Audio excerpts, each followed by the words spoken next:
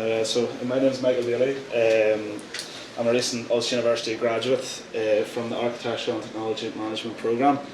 I recently commenced employment with Ardmac based in Swords as an architectural technologist. So the paper I'm presenting today is forming the basis of my final year studies. It features two contributing co-authors, David Comiskey and Rory Miller. David is a senior lecturer at Ulster University and Rory is the head of digital construction at Felix O'Hara's. The paper is influenced by a current research project at Ulster University at the minute called Project Verify. The research project is investigating the potential for data collection technologies to be potentially linked to the BIM workflow for the purposes of closing the identified quality gap, which I'll discuss later. Today I'll be giving a summary of my paper presented or titled "Using Technology as a Means of Verifying the Position of Cavity Barriers in the Building Wall Envelope." So just a bit of research justification. So I decided to focus on this area of the construction industry in my final year research project, specifically due to my previous experience in Belfast City Council Building Control, where I was a placement student. So I witnessed firsthand how the regulatory system of inspection was limited for ensuring a building in its entirety was deemed safe upon completion. The reliance on visual inspection was not suffice in verifying key construction details on site, in my experience, which is derived from discussing the issue with construction professionals in the industry 30 plus years. It is common on building sites in the north and south to deviate from original design intent without due consideration or process, which in turn can have negative consequences in acoustic and thermal details, such as reduction in thermal and acoustic details. However, this pales in significance with the life safety issues. Whilst in my placement year, I was involved in one particular project which required the inspection of a 23-storey hotel in the city centre. This 23-storey hotel had a building envelope which was a ventilator rain screen cladding.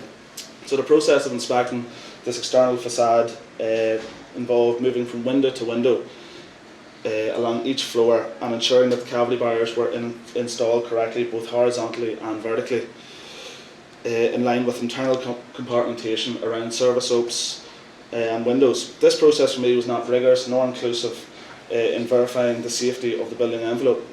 Therefore, I began to research a potential technological solution for this problem. I found that there was limited material available in challenging the traditional method of ensuring compliance, which is visual inspection, particularly regarding relatively new innovations in industry, like the composite facade systems, including that of rain screen cladding. So I was reluctant to centre this project around the Grenfell tragedy due to the many catastrophic failures in play, which resulted in the deaths of 72 people. However, following early inspection reports regarding the Grenfell Tower inquiry and the release of the independent review of building regulations and fire safety, final report by Dame Judith Hackett, it can be suggested that the failure of the adequate fire protection within the rain screen cladding, unsuitable material selection and substitution, poor workmanship in installation and inadequacy of council-led regulatory inspections were all major factors and encompass what I deem to be a significant flaw in the construction sector within the UK and Republic of Ireland. Sadly, that video is also not going to play. So for those of you who are unfamiliar, this animation did explain the processes of installing a cavity barrier and how it reacts under fire. So essentially, brackets are installed back to the structure. The cavity barrier is then fixed to the brackets and forms a compartment, and when a fire hits that compartment, there's an intumescent strip that runs along the cavity barrier and it expands, therefore pressing up against the exterior clad and forming a compartment, in turn slowing down the external fire spread on the building. So in the last century, fire legislation has been periodically revised. However, there persists a continuing reliance on visual inspection.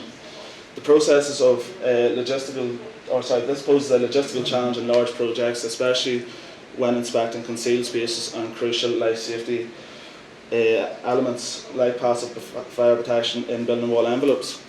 Time and time again, problems arise with passive fire protection when a building is in operation, for instance the Priory Hall apartments in Dublin. However, sometimes it is only recognised once a few fatalities have taken place via rapidly spreading smoke and flames. There are many factors that can be at play, including site negligence, lack of supervision, poor workmanship when constructing vital life safety details. There is also the issue of material substitution on site by personnel who are unaware of the potential ramifications. The Hackett report called for a golden thread to ensure the original design intent and any subsequent changes or refurbishments are recorded and properly reviewed.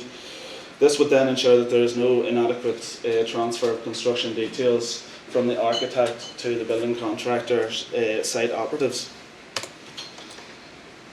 Sadly, that's not going to play either. So the changing construction site environment. So with digital technologies on construction sites becoming ever more prevalent, apps such as Field View, Sign On Site and Deluxe suite of applications are not only allowing for unbroken information flow and enhanced coordination, but allowing for safer work environments.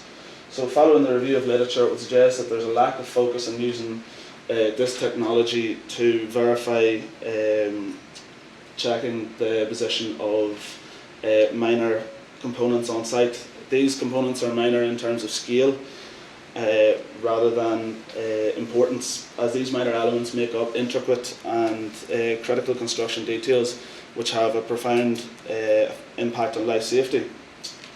Although this is an early scoping study and further research is required in utilising technology hand in hand with the BIM process, companies are pushing the boundaries of the model definition in the sector. So this video, if it did play, you might have seen it on LinkedIn. Try it, just in case it might. You might be lucky. Well, it's meant to play automatically, so when the slide goes, unfortunately.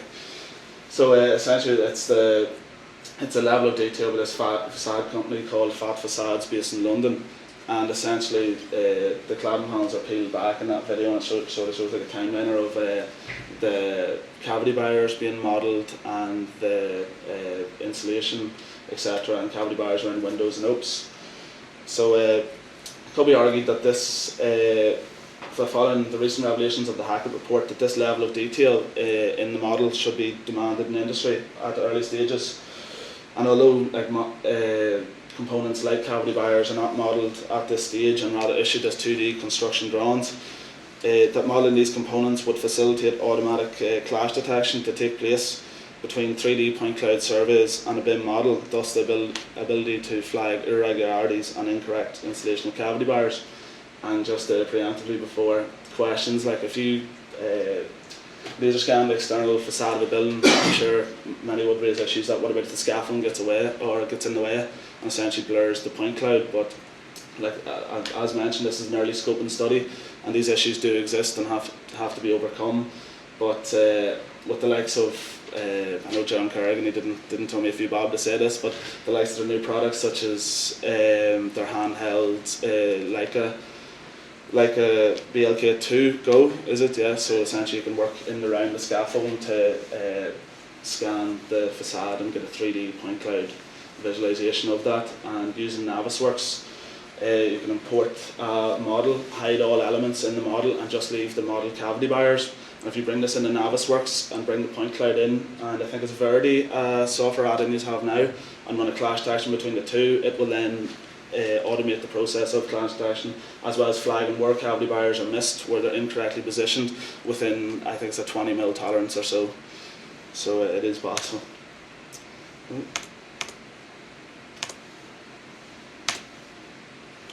So a bit of professional insight. So as part of this study, a focus group was conducted with five industry professionals who are all Belfast City Council building control surveyors. So in line with the Northern regulatory system, primarily focused on aspects relating to passive fire protection and inspection processes. To summarise, strong emphasis was placed on building control surveyors only seeing a snapshot in time when performing their inspections and cannot be relied upon to verify any materials on site as specified by the designer. So in the terms of, let's just say, certain type of combustibility on an insulation product, and a designer specifies a A1 or a limited combustibility, and a cheaper option is found, such as one that doesn't maybe imported from foreign and doesn't have a class fire rating. The contractor sees a cheaper material and would then substitute that.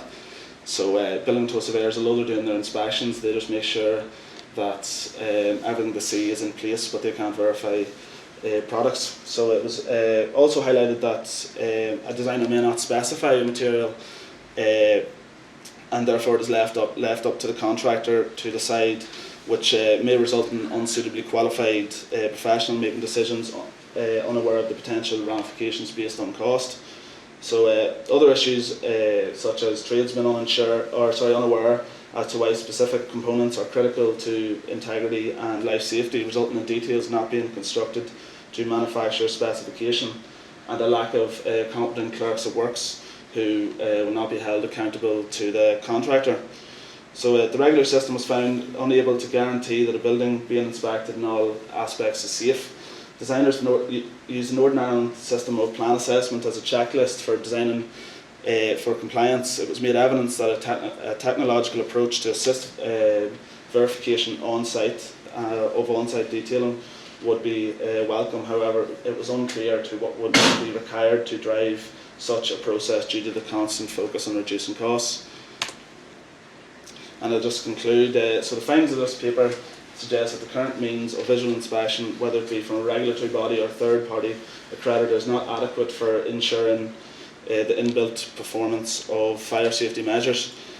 Therefore, there's a real need for increased supervision on construction sites or other means which can verify the veracity of construction details. Such failings have serious implications in the event of fire. Missing, damaged or incorrect type of cavity bar not flagged by the inspectors can undermine the passive fire strategy of buildings, and thus allow the spread of smoke and flame to escape the design compartment. There's a need for a non-intrusive and non-destructive test method for assessing fire protection. A testing method that identified in this study, so using the point cloud and automated clash detection, could then be used to verify models for the purpose of an asset information model for facilities management. And even the threat alone of using these technologies on site could be enough to deter from a practice of altering or changing construction details on site. So with the fast-paced technological advancements of the construction sector, I think it's now an ideal time to promote and utilise digital technologies and processes to help improve in construction quality. So I'd just like to thank Rory Miller at the back and Felix O'Hara's for their assistance in doing this research. So happy to hear any questions.